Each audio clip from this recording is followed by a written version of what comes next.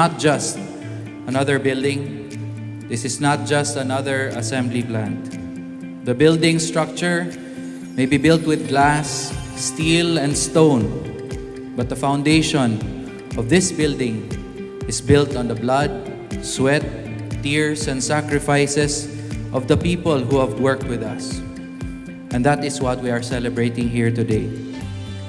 This Center for Enterprise is dedicated in grateful appreciation to all the faithful men and women in our allied companies who have endeavored selflessly for the success of Skygo Philippines.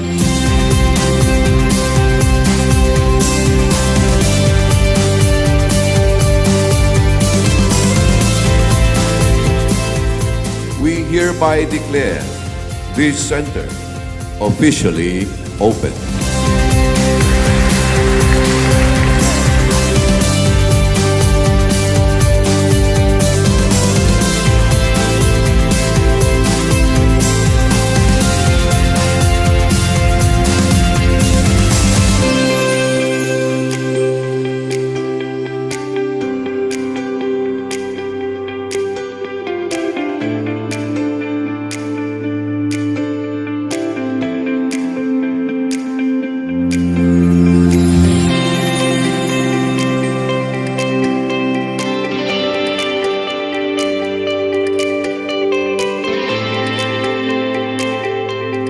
Ladies and gentlemen, let our new home not only be a reminder of the successes, sacrifices of the past, but let it also be a light that shines the way into our future.